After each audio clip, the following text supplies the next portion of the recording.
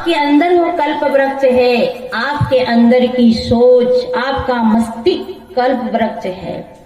धरती के इंसान ने कल्पना की और छोटा सा विचार उसके अंदर आया और उस विचार पे खोज करी, तो आज आपके हाथ में जो फोन है वो कल्प वृक्ष से कम है क्या? कम?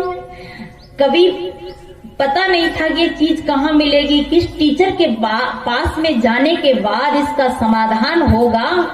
वो कल्प वृक्ष आपके हाथ में है कि जो मांगो वही, जो खोजो वही। कौन सी जड़ी बूटी, कौन सा शब्द आपको नहीं मिल रहा है वो, और वो कहां से निकला? आपके मन मस्तिष्क से, आपकी कल्पना शक्ति से, आपकी विवेक शक्ति से, आपकी वैज्ञानिक सोच से, खोज से मिला हो। और इसी बात को कबीर साहब ने कहा, खोजी होए तो, याद है, खोजी होए तो मिल जाऊं। पीछे वाले नहीं बोल रहे, लगता है कबीर पंथी नहीं है ना? खोजी होए तो मिल जाऊं पल भर की तलाश में। तो वो कल्प वृक्ष आपके अंदर ही है। जो कल्पना करो, जो विचार करो। देखो हमारे छोटू भाई ने कल्पना करी कि मुझे गाड़ी लेना है, बड़ा भैया कहा कि ठहर जाओ, कि नहीं मुझे तो लेना है। तो देखो कल्पना के अनुसार पैसा तो आपका जेब का लगा, पर पहले चित्र आया, दिमाग में बात आई, नहीं मुझे लेना है, नहीं एक बार नहीं लेना, फिर लेंगे, नहीं ले लेना है, पैसा है तो उसका सदुपयोग करना चाहिए। ये कल्पना आई और उसी के अनुसार दिमाग में सेटिंग आई और सेटिंग के अनुसार गाड़ी आई कि नहीं आई। और हमारे पूर्णिमा बहन और प्रशांत भैया सुटा ले गए कि साहेब जी को बंदगी करें, या और काम हो गया ना, हो गया। टेंट लगाना है, माइक लगाना है, भंडारा करना है, ये सब कल्प वृक्ष है आपके अंदर की उत्तम सोच, ये कल्प वृक्ष। और कामधेनु क्या है? कामधेनु आपकी गाय, गाय माने गाय, हमारे छोटू के गाय भी है, यहाँ दूध भी खूब है, दूध भी पियो बढ़िया अच्छा।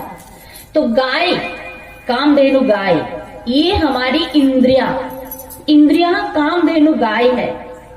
और इससे जितना आप पुरुषार्थ करो, जो चाहो वो मांगो, वो ही मिलेगा।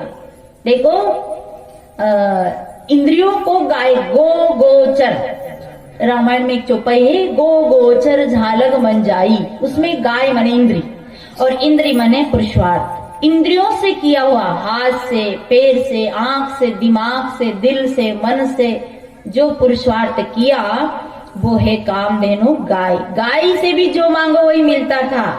और वो गाय किसके पास थी? कौन से ऋषि के पास थी?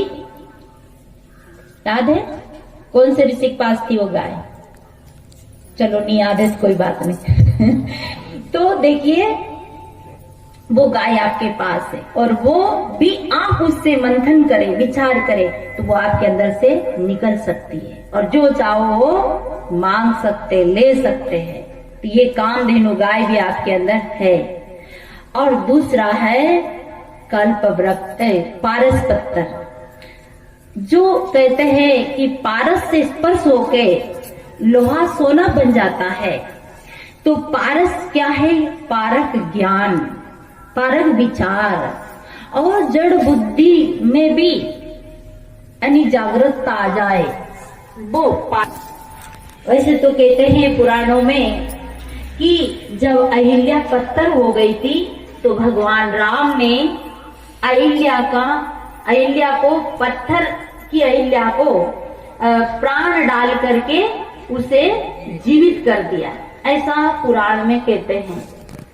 परंतु अहिल्या पत्थर हुई थी नहीं। कौन सा पत्थर? आप जो देखिए बड़ी बड़ी चट्टान, ऐसा पत्थर नहीं हुई थी अहिल्या। कवि की कल्पना है, कवि ने किस भाव से अपना भाव व्यक्त किया है और समझने वाले ने अपने भाव को कैसे समझा है। यानी अहिल्या का सतीत्व भंग हो गया था, अहिल्या के साथ छल हुआ था।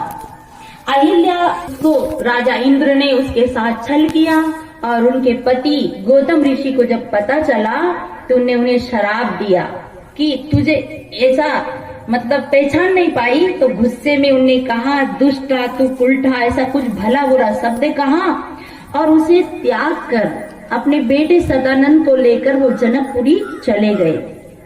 तो देखो, जिस नारी के साथ गलत हो जाए, उसका पति उसे त्याग दे, उसका पुत्र छीना जाए, वो क्या जिंदी रहेगी? तो अहिल्या पत्थर की तरह एक कोने में पड़ी रहती थी, जड़ की तरह, निराश उदास। उसके आश्रम की रौनकता सारी खत्म हो गई थी। तो जब विश्वामित्र जी आए तो अहिल्या के बारे में रामचंद्र जी को बात बताई।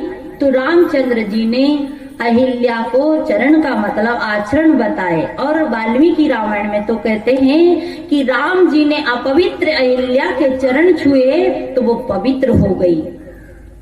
और जब गांव का माने हुआ व्यक्ति किसी व्यक्ति को समाज से बाहर कर दिया जाए और उसे वो समाज में ले लेता है तो सभी लोग उसको मान्य करते हैं। तो जब राम जी ने अहिल्या को पवित्र घोषित कर दी तो सबने उनको मान्य कर ली। तो फिर अहिल्या में वापिस प्राण आ गया, मतलब अहिल्या फिर जागृत हो गई, फिर है जो चेतनता आ गई उसमें और अहिल्या फिर आम नारी की तरह जीने लगी। यही था प्राण फूकना। पर आज कहते हैं कि मंदिर में जब मूर्ति स्थापना करते हैं तो पंडित जी प्राण फूकते हैं।